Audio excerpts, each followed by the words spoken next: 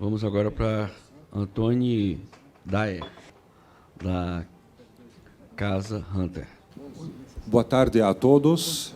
Um prazer estar com todos vocês. Muito obrigado, deputado Odorico. Cumprimento todos os membros da mesa. Hoje eu vou falar um pouco da ponta, né? Ninguém falou da ponta. O que acontece? O que está acontecendo hoje na pesquisa clínica? A Casa Hunter é a única associação de pacientes no Brasil que traz pesquisas clínicas.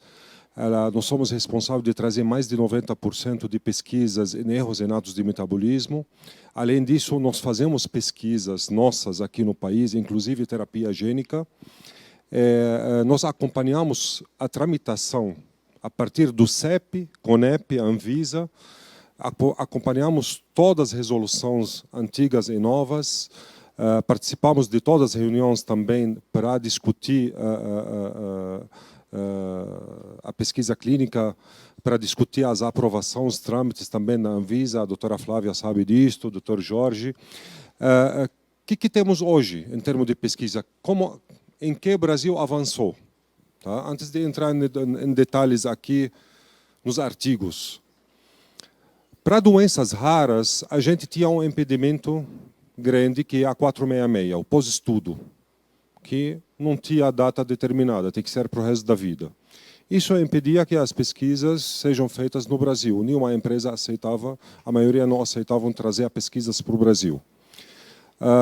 Graças à sensibilidade do Dr. Jorge e da CONEP, conseguimos, em parceria com o Ministério da Saúde e com a CONEP, ter uma resolução nova, a 563, que foi homologada ano passado, em 30 de novembro. O ministro Ricardo Barros assinou em 30 de novembro de 2017. O que foi a consequência disto?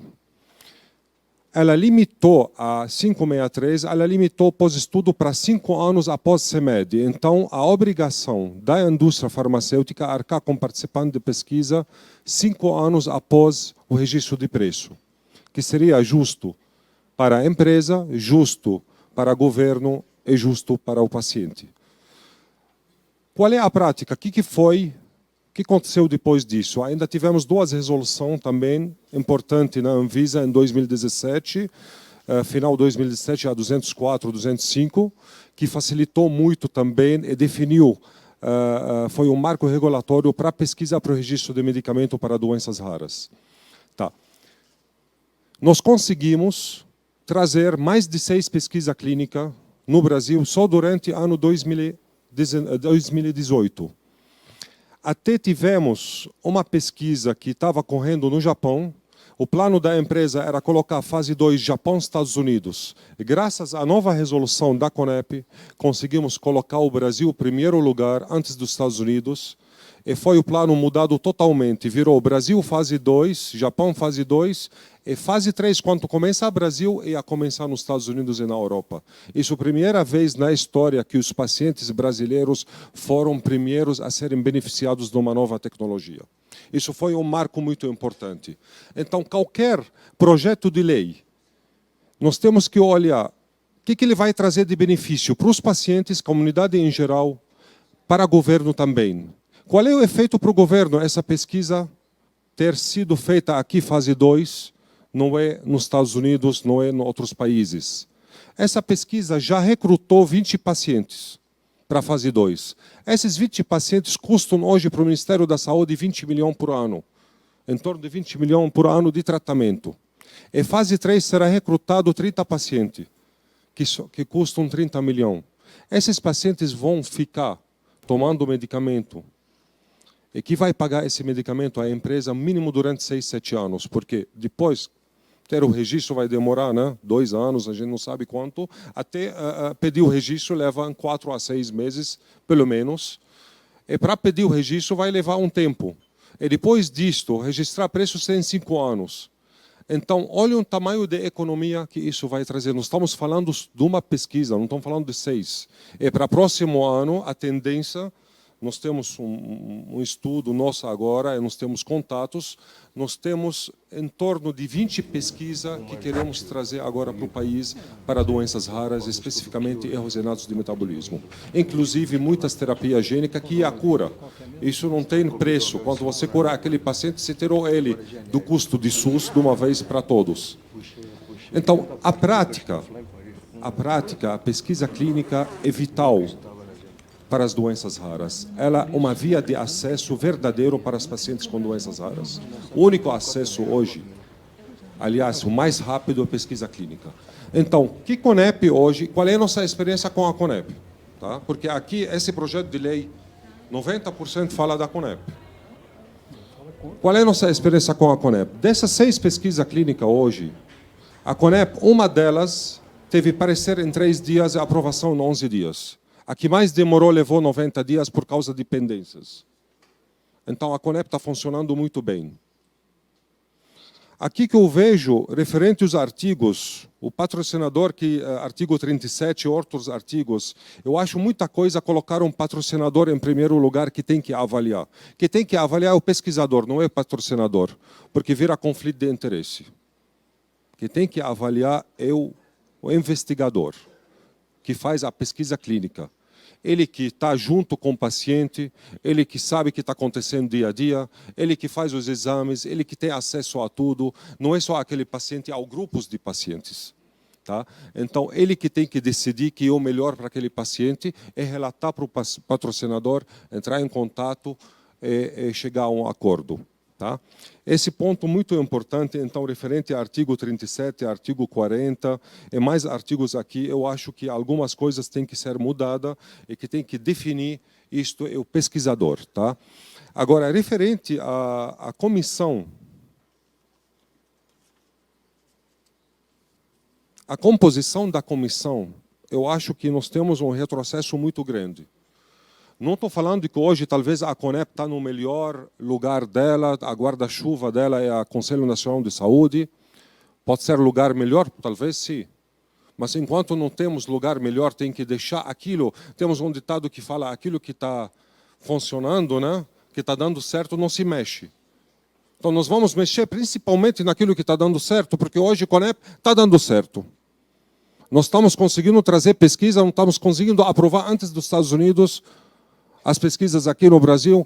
Nossos pacientes estão sendo o primeiro a ser beneficiados pela primeira vez na história do Brasil de tecnologias de primeiro mundo, antes dos americanos. Isso nunca aconteceu antes. Então, vou mexer principalmente naquilo que está dando certo.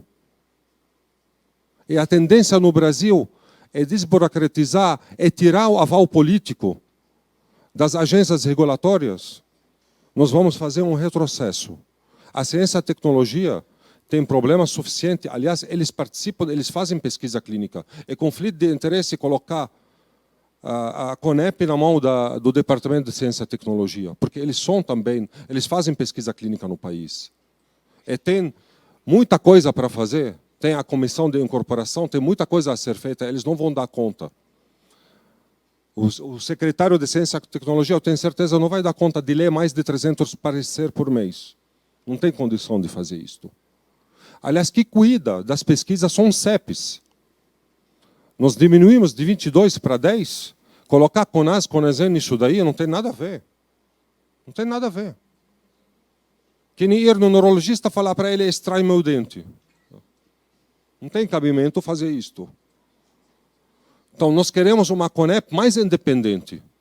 Só que se não podemos criar uma comissão realmente independente de verdade, com todos os sentidos, tem que deixar a CONEP do jeito que está, porque está funcionando muito bem.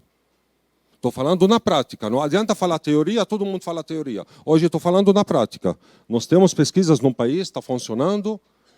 Eu duvido que no CEP, hoje o problema nosso mais o CEP que CONEP, que CONEP aprova mais rápido que o próprio CEPS.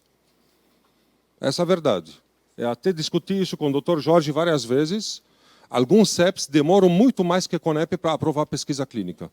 Então, o problema essencial hoje é o CEP, que não está dando conta mais das pesquisas, que demora muito mais que a CONEP.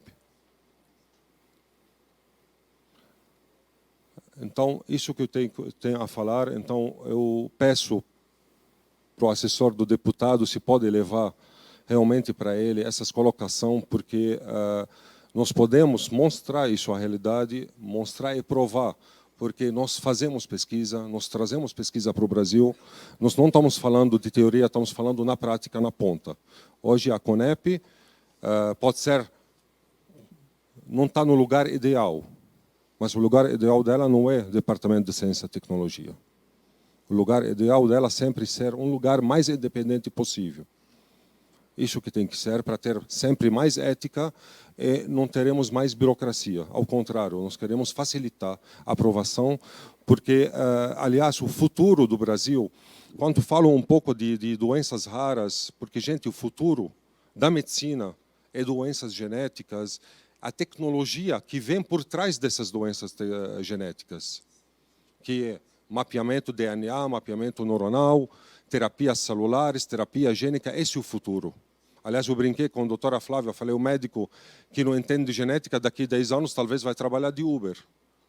Então, se nós queremos investir realmente em medicina de primeiro mundo, nós temos que investir nas novas tecnologias. Nós temos que trazer todas as pesquisas que tem no mundo para cá, para o Brasil, para capacitar os centros, para salvar esses nossos pacientes, para salvar o Brasil. Porque a saúde é um desafio, os próximos 5 a 10 anos, o maior desafio é entender de terapias, dessas novas terapias. Muito obrigado. Ok, obrigado. Casa Hunter. Nossa luta é pela vida. Todas as vidas têm o mesmo valor.